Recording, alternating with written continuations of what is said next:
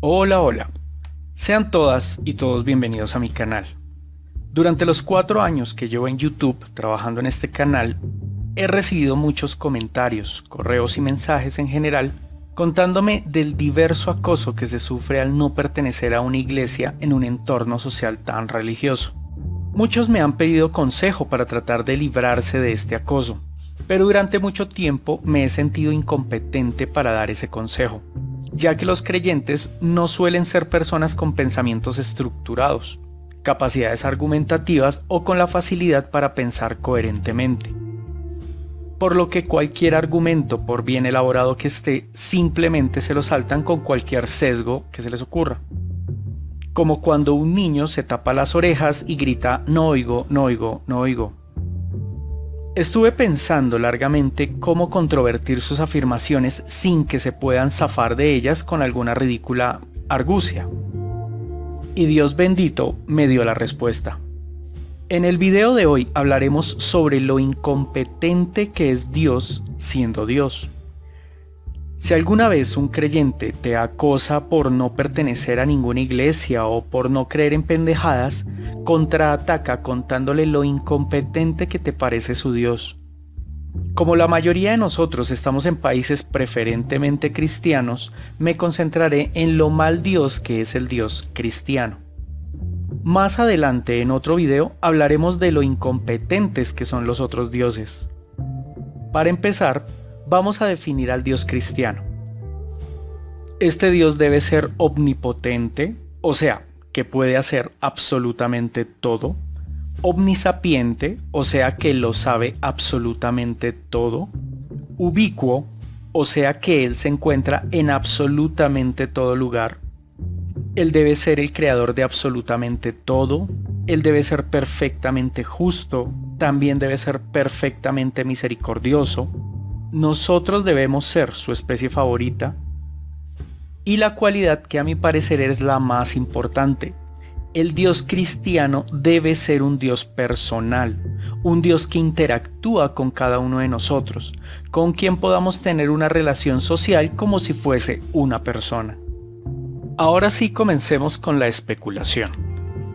No sé a ustedes, pero a mí me encanta hacer estos tipos de análisis. Bueno, lo primero considero que debe ser la forma en que Dios nos cuenta sobre su existencia.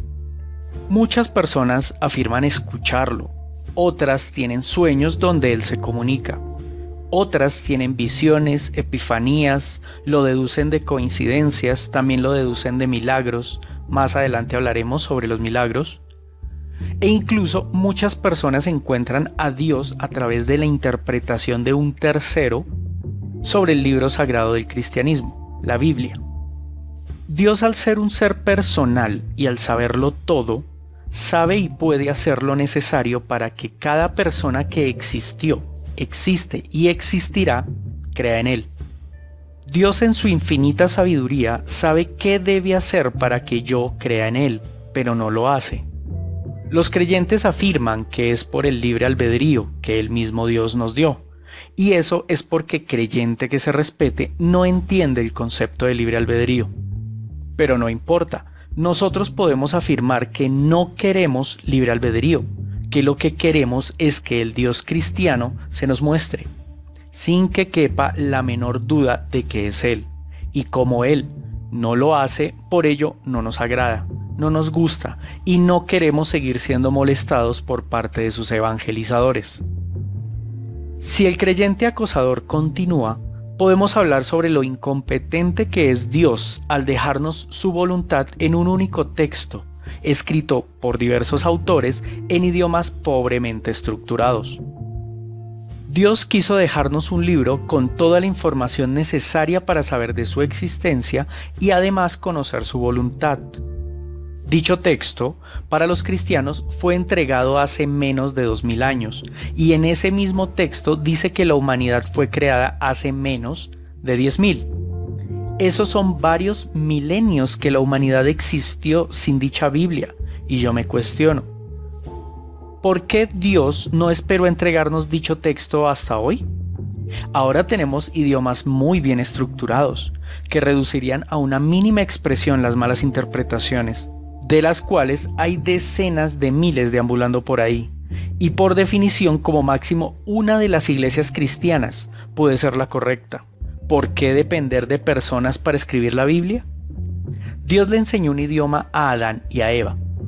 Por ser creación de Dios, ese idioma tenía que ser perfecto, y al igual que a Moisés, podría haber entregado todo el documento escrito con sus propias palabras, también perfectas, pero no lo hizo, ya sea porque no pudo o no quiso.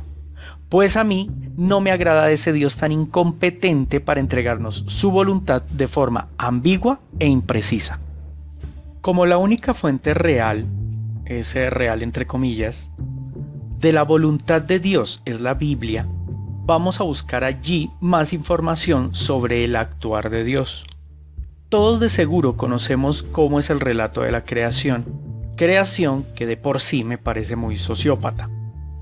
Pero si Dios no fuera tan incompetente, hubiera creado a miles de personas, les hubiera enseñado su perfecto idioma, les hubiese entregado sus perfectos mandamientos, les daría una estructura perfecta de gobierno, no hubiese sembrado árboles a los que no quería que tuviésemos acceso, y nos hubiera hecho perfectos para disfrutar de esta vida. Se hubiera ahorrado el infierno y el cielo, ya que no tiene sentido el premio y el castigo dentro de la creación perfecta de un ser perfecto. De seguro el creyente saldrá con la excusa del libre albedrío, de nuevo. Pero resulta que yo prefiero ser feliz que tener libre albedrío. Y como Dios lo sabe todo, sabía que yo preferiría ser feliz, pero prefirió darme una característica que me condenaría. Pues ese Dios no me agrada por ser tan incompetente dándonos esta forma de existencia y condicionarnos a un premio o a un castigo, cuando pudo hacer de esta vida algo perfecto para todos. Cada capítulo de la Biblia es un mar de incompetencia de parte de Dios, por lo que solo mencionaré uno que otro relato, ya que aquí no tenemos tiempo infinito. Pasemos al diluvio. Como todo en la Biblia está sujeto de interpretación y el diluvio universal debe ser uno de los pasajes bíblicos con más interpretaciones contradictorias, una de esas interpretaciones es que Dios se ofendió porque sus ángeles estaban teniendo descendencia con mujeres humanas. Dicha descendencia dañó nuestra especie y por ello Dios decidió asesinar a todos los animales que respiraban aire sobre la faz de la tierra. Supongamos que dicha interpretación es correcta. Mi primer cuestionamiento es, ¿por qué le dio la capacidad a los ángeles de reproducirse con hembras humanas? Peor aún, él sabía qué ocurriría por hacernos compatibles sexualmente hablando. Entonces, ¿por qué no hizo que fuéramos genéticamente incompatibles? Al igual que nos hizo incompatibles con todas las especies animales del planeta. Además, ahí hay otra ambigüedad enorme. Los ángeles no se reproducen, por lo que no necesitan pene, pero para embarazar a una mujer sí que se requiere de un pene. ¿Por qué Dios le da pene y además órganos reproductores a algo que no necesita reproducirse? No faltará quien afirme que ellos no embarazaban a las mujeres con penes, sino que usaban algún superpoder. El problema es que ese mismo superpoder fue usado por el Espíritu Santo para embarazar a María para tener a Jesús el Cristo. Pero si aparte del Espíritu Santo existen otros seres con ese mismo poder, no tenemos forma de saber si Jesús, el Cristo, es hijo de Dios o es hijo de cualquier ángel, o de cualquier demonio, o inclusive del mismísimo Lucifer. Y que conste que no estoy mencionando el montón de intrigas y conspiraciones que los antagonistas del Dios cristiano pudieron haber hecho teniendo estos poderes y estos conocimientos. Continuando con el diluvio, Dios pudiendo hacerlo todo, prefirió torturar a sus criaturas ahogándolas, cuando pudo simplemente desaparecerlas, incluyendo a todos los seres inocentes que asesinó. ¿Cómo podría ser misericordioso el Dios que asesina bebés por ser híbridos de humano y ángel? ¿Por qué asesinar a todos los varones humanos si ellos no hacían parte de la hibridación? ¿Por qué matar cruelmente a todas las criaturas que respiran aire? Y el mismo caso aplica para la Torre de Babel, para Sodoma y Gomorra, para la liberación de Israel, dizque de su amado pueblo, para entregar sus mandamientos, para los 40 años deambulando por el desierto, para el sinfín de guerras contra los diversos pueblos, la historia de Sansón, la historia de David y Goliat y muchísimas más. Pero la peor de todas es el sacrificio de Jesús el Cristo. Creyentes, su Dios cristiano es extremadamente incompetente como ejemplo de misericordia en todos los relatos bíblicos. Y por ello no deseo que me sigan acosando con esos cuentos. Una respuesta muy común de los creyentes es afirmar que los errores de la Biblia son mala interpretación o errores humanos introducidos por las personas humanas que los escribieron. Pero más allá de la incompetencia de Dios al dejarnos su voluntad en textos mediocres, está el hecho de que la vida misma es cruel, injusta, burda, brutal, inmisericordia y se ensaña especialmente con los débiles y los vulnerables. Dios es creador de absolutamente todo, incluidas las reglas físicas y biológicas que rigen la vida en nuestro planeta. Dichas reglas dictaminan que sobrevive el que más resiste frío, el que más aguanta hambre, el que mejor huye, el cazador más letal, etc. Pero ¿y qué hay según estas leyes para los individuos más vulnerables? Pues lo que hay es sufrimiento y la muerte. Me parece terriblemente incompetente la labor de un Dios que se autodenomina misericordioso, creando la vida con características fundamentalmente crueles. ¿Qué necesidad tenía Dios de crear animales que se alimentan de otros animales vivos para subsistir? Él mismo creó los animales que comen plantas, las cuales están incapacitadas para sentir dolor. Él mismo creó a los animales que comen otros animales pero ya muertos y pudriéndose. Entonces, ¿por qué un Dios misericordioso crea animales que torturan a otros animales para poder subsistir? Pero Dios no solo se conformó con esto. Dios también creó a las mantis religiosas hembra que se comen al macho mientras copulan. También creó a la avispa que inocula sus larvas en el abdomen de algunas tarántulas, para que sus hijos tengan que comer mientras se desarrollan. Lo malo es que la tarántula sigue viva mientras las larvas se la comen de adentro hacia afuera. Dios también creó el método de selección natural para las crías de tiburón blanco.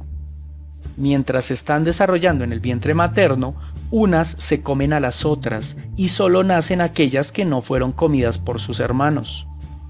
Dios también creó la necesidad de competencia en los machos de muchísimas especies, lo que como consecuencia genera mutilaciones, heridas, fracturas y hasta la muerte. El mayor motivo de muerte de hembras y crías en las morsas es que Dios hizo a los machos muy grandes, torpes y violentos. Y así podemos encontrar miles de ejemplos en la naturaleza que demuestran que Dios o es cruel o es extremadamente incompetente. Para este punto del video me estoy agobiando, tratando de darle un orden a lo que quiero decir, por lo que simplemente expondré ideas.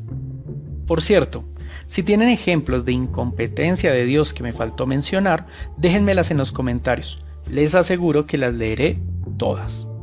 Actualmente somos unos 7.700 millones de humanos en el planeta.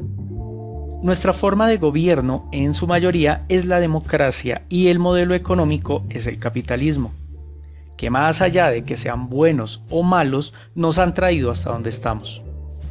Dios, en cambio, al crear a Eva y a Adán, el único modelo de gobierno que nos dio fue el de los hombres gobiernan a las mujeres y los padres gobiernan a los hijos, funcionando de igual manera entre generaciones, lo que terminó en convertirse en monarquías heredadas, lo que significa que el rey debe ser el descendiente, varón, más cercano en grado de consanguineidad del anterior rey. Y aquí Dios empezó con su incompetencia. Solo hasta la aparición de Saúl fue que Dios oficializó esta forma de gobierno. lo que me lleva a pensar que Dios dejó a su pobre humanidad improvisando para poderse organizar. Luego estuvo la incompetencia de Dios para escoger a ese primer gobernante, ya que Saúl, el elegido de Dios para ser el primer rey de su amado pueblo, salió rebelde, traicionero, ostentoso y trastornado. Ahora me estoy preguntando si Dios también definió el único método legítimo para deponer un rey, matándolo. Pero Dios no paró con su incompetencia en no darnos un modelo de gobierno desde el principio, ni tampoco escogiendo al primer gobernante. Dios nos dio un modelo de gobierno que solo beneficia a los gobernantes. Se pueden contar con los dedos de las manos la cantidad de reyes en la historia de la humanidad que hayan beneficiado a sus pueblos, contra los miles y miles de pueblos en la historia de la humanidad cuyos habitantes pagaron muy cruelmente la incompetencia de sus reyes. Durante milenios, la estructura social era menos de un 1% de la población ostentando el poder y los beneficios de este, contra un 99% de la población en estado de miseria. En comparación, hoy en día, el 51% de la población del planeta no es pobre, contra un 49% que sí lo es.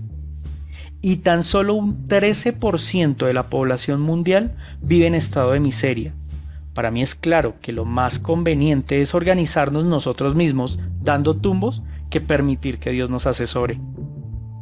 Más cosas para criticarle a Dios por la forma en que hizo su creación. Crea un modelo de existencia humana que se basa en el premio y en el castigo, modelo en el que a mi parecer está todo mal. Lo primero que necesita el juego de Dios son reglas, las cuales son de dos tipos: las reglas naturales y las reglas en las cuales se basa para calificarnos y definir si merecemos el premio o el castigo. Para las primeras, las reglas naturales las hizo dependientes de muchas variables, y dichas variables dependen de cada individuo. Por ejemplo, si una variable a calificar es la ausencia de sexo a una persona asexuada, le queda mucho más fácil cumplir que a una persona adicta al sexo que necesita de manera exacerbado tener relaciones continuamente para sentirse satisfecha. Y si a esto le agregamos que hay unas personas homosexuales y otras heterosexuales, y al mismo tiempo unas personas tienen unos fetiches y otras tienen otros fetiches, más las parafilias y otro sinfín de variables, creo que podemos estar de acuerdo en que el examen que hace Dios a cada una de las personas no es justo, ya que todos tenemos circunstancias de vida muy diferentes. Claro que los creyentes pueden afirmar que Dios, siendo omnisapiente, tiene todas estas diferencias en cuenta a la hora de juzgar a cada uno. Pero si eso fuera verdad, ningún creyente podría juzgar a una persona por ser homosexual, o promiscua, o cualquier otra cosa, ya que este creyente no conoce las circunstancias puntuales de su vida. Y por ende, no se pondría a recomendar o a aconsejar u obligar a dichas personas a actuar diferente de cómo lo hacen. Ahora hablemos de las reglas bajo las cuales Dios nos califica. Primero, crea a su humanidad sin contarle dichas reglas. Por obviedad, a ningún humano nos han preguntado si queremos jugar su juego, sin darnos la opción de escoger jugar o no. El cuento del libre albedrío es inútil. Luego viene el problema de la claridad de dichas reglas, ya que cambia de parecer conforme transcurre el tiempo, convirtiendo en injusta la participación de las personas en comparación con las que ya jugaron. En la época de Moisés, podías violar si eras hombre de estrato alto, pero hoy en día no lo puedes hacer. Hace 5 siglos no podías creer en un Dios diferente a él, pero hoy en día hay muchísimas más personas que creen en algo diferente a lo que creen sus feligreses. Según uno de sus feligreses, el listado de reglas bajo las cuales nos califica fue entregado a Moisés hace casi 3 milenios. Otros afirman que no es ese listado completo, sino que son solo 10 sus mandamientos. Y otros de sus feligreses afirman que dichas reglas las trajo él mismo a través de su hijo, pero este no las dejó escritas, sino que jugó al teléfono roto con sus apóstoles. Al final, tenemos que dichas reglas no están claras, por no mencionar que Dios no fue capaz de asegurarse de ser claro en cuál de todas las versiones es la correcta, si la versión judía, la versión cristiana o la versión musulmana, y ni qué hablar de los miles de sectas que tiene cada una de estas versiones. Hasta aquí el juego es claramente injusto, pero Dios no se conformó con eso. Además está la cuestión de lo ineficiente que fue diseñándolo.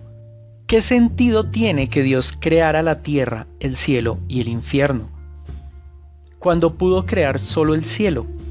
Antes de crear a cada ser, Él sabía si sería merecedor del cielo o del infierno, por lo que podría decidir solo crear a aquellos que se ganarían el cielo y ubicarlos de una vez allí.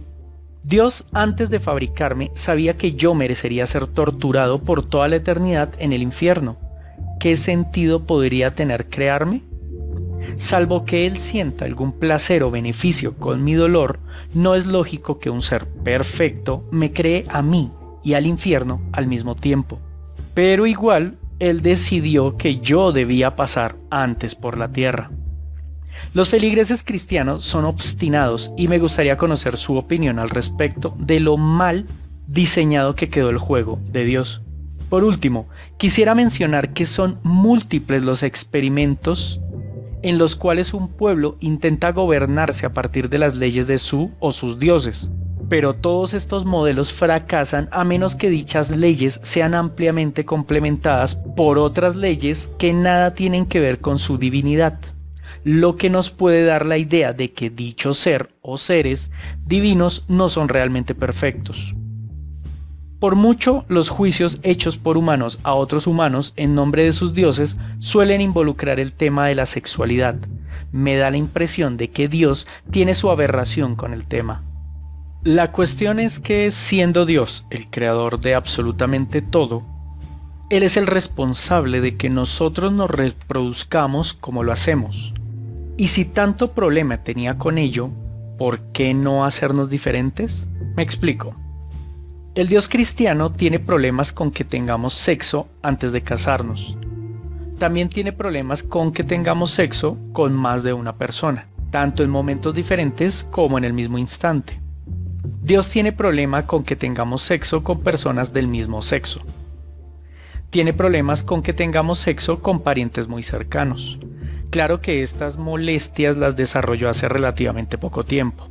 Este mismo Dios no, y hago énfasis en este no tiene problemas con que un adulto, por muy mayor que sea, tenga relaciones sexuales con un infante, y me refiero a personas de menos de 14 años.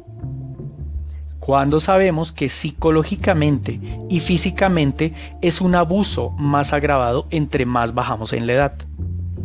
Pero eso a Dios no le importa.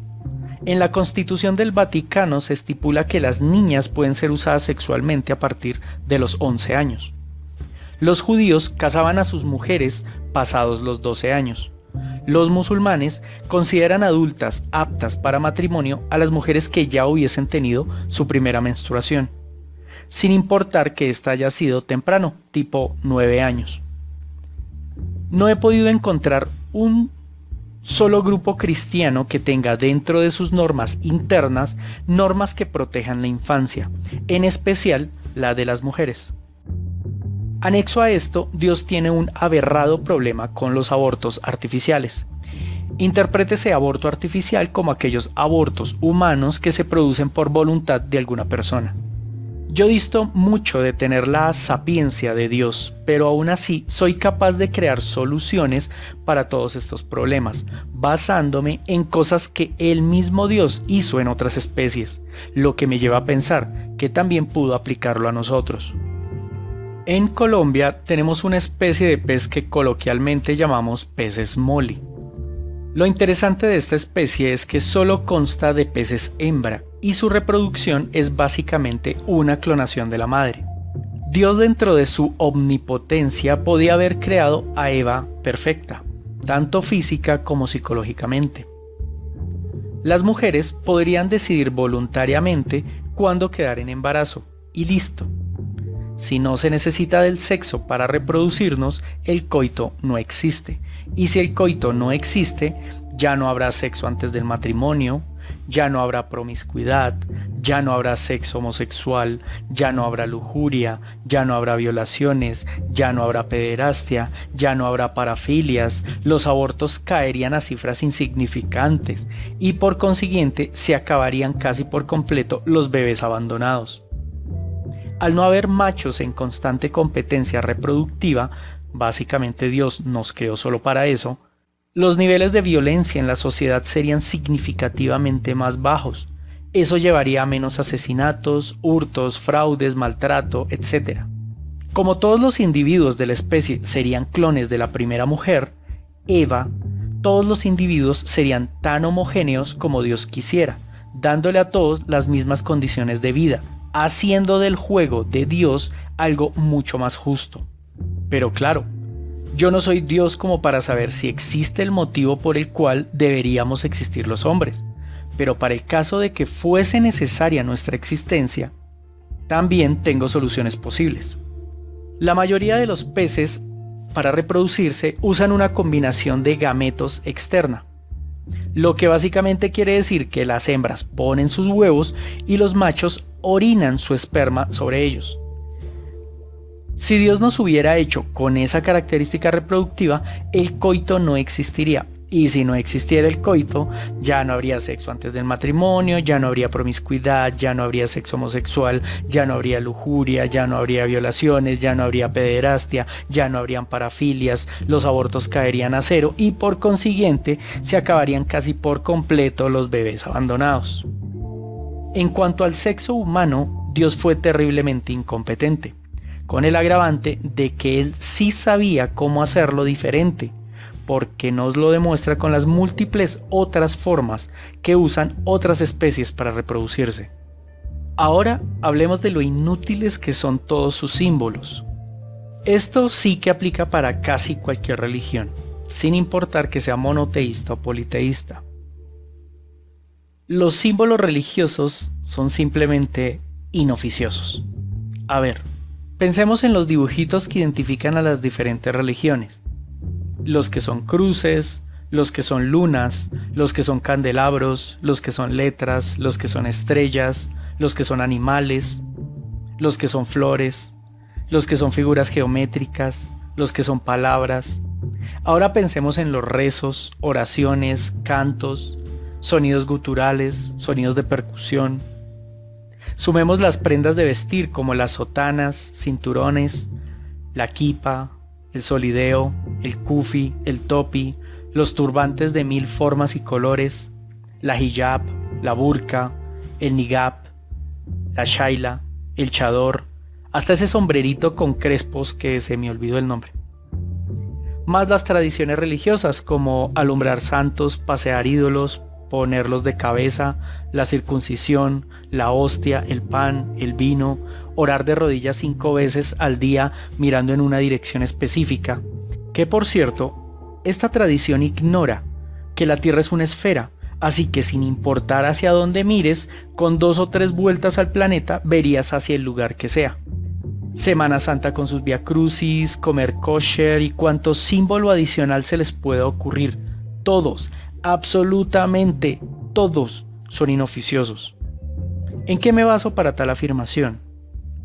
En que no existe ni una sola duda medianamente razonable que nos lleve a pensar que alguien en todo el planeta, desde que tenemos registro histórico, al hacer uso de alguno de estos símbolos, le ha servido para curar enfermedades, ganar la lotería, encontrar trabajo, quedar en embarazo, etc.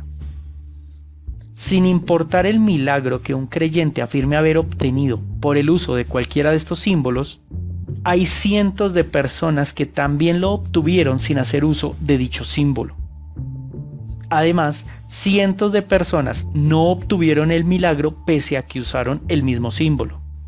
Y para aquellos creyentes que afirman que la clave de todo es la fe, Y ya que la fe mueve montañas, dicho creyente debería ser capaz de hacer que un grano de arroz levite haciendo uso exclusivamente de su fe.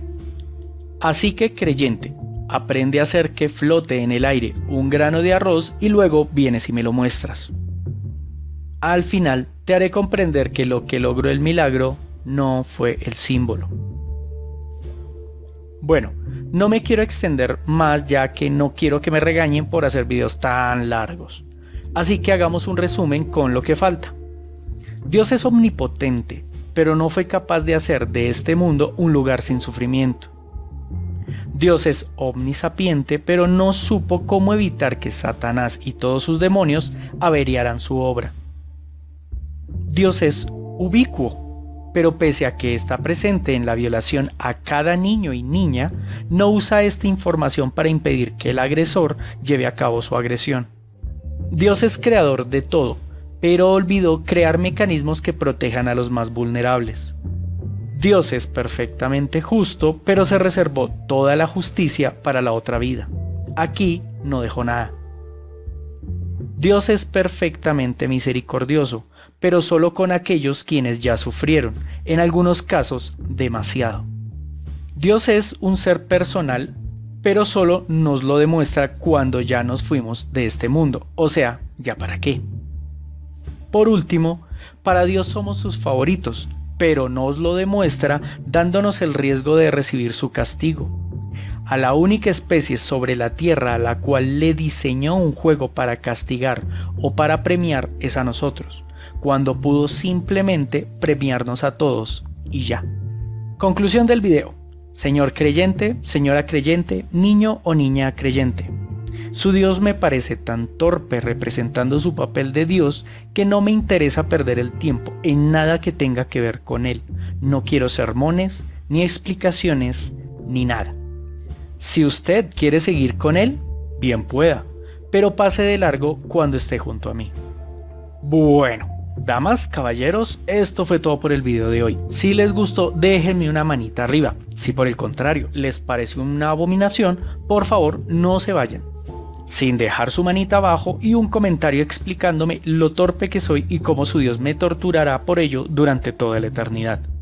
Recuerden que Dios no existe y la iglesia es un fraude. Si me quieren contactar lo pueden hacer a través de mis redes sociales, dejo enlace en la descripción. Si me quieren apoyar, compartan este video a diestra y siniestra. A continuación, un agradecimiento muy especial a quienes me apoyan económicamente en Patreon. No siendo más, hasta una próxima oportunidad. Chao, chao.